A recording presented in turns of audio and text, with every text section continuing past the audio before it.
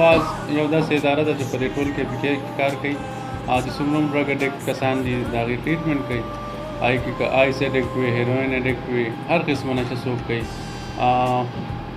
زمونږ مین سنټر چې کوم دی پېښور کې دی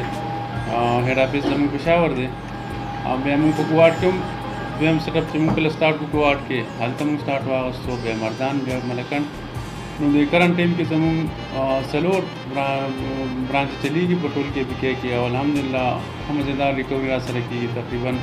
د کرنټ ټایم کې چې نه وي نو دغه 400 کسان موږ سره ایډمټ دي باقي دنیا به نه خبره شوی وم چې دلته رالم مکمل په ارسه باندې سوچ مې راغی چې دا ما ارسه چې کول دا ما ټول بد کړي دي د کام سره مو د خپل ځان سره مو د خپل مور ابدا سره مو اج د پاره راغلی م د ډرګس بیمار وم او ان شاء الله اوس ډېر ښه یم صحت مې هم ښه دی او میډیسن هم راته میلاویږي کانه پینه هم راته ډېره ښکلې میلاویږي 15 وخته مونځ او اودس هم پکې کېږي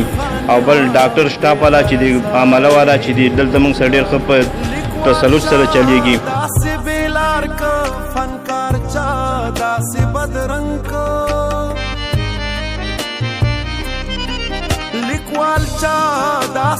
په کومو پیسو باندې ښه ټریټمنټ کسانو ته وشي ځکه چې په دې باندې ډېر زیات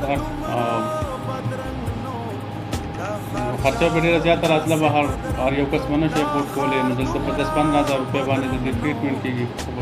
ښه په هغه سره دې ته میډیکیشن دې کې میلاویږي دې سره کانه پینار یو څیز رهایش دې کې میلاویږي او مریض چې کوم دی موږ 3 میاشتې له ځان سره دلته ایډمټ کوو میسج خو زما والدینو ته دا دی چې څومره والدین دي چې په خپل بچو باندې خیال وساتي موسټلی چې کوم په هاسټل کې اوسېږي هاسټلو کې وي نو د آیس نشه چې کوم ده هغې د آغاز هم د هاسټلو نه شوی دی نو په دې بیس باندې چې موږ سټډي ډېر وکړو خوب رالنه راسي ان مارکس ته واخلو په دې وجه باندې هغې نه دا ټول سیسټم لغونې ګډوډ شوی دی هغه ځای نه د نشې آغاز شوی دی نو چې څومره والدین دي زما نه خواست دی چې کوم هاسټلو کې دي باید خو سټریکټلی خیال وساتي او بل خبره ده چې هسې هم یو ماشوم ماښام کور ته راشي نو والدین له پکار دي چې بابا هغه نه تپوس وکړي چې تا نه څه وکړه کوم داسې تر یو چا سره د ناسته پاسته کړې ده که داسې غلط کس سره دغه ناسته پاسته چې بلکل یې منع کړي ځکه چې بیا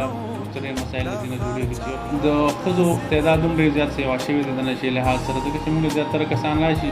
نو هغې موږ سره په دې باندې خبرې وکړي خو موږ سره د ښځو د علاجګاه نشته زموږ سره زنانو نو په دې وجه باندې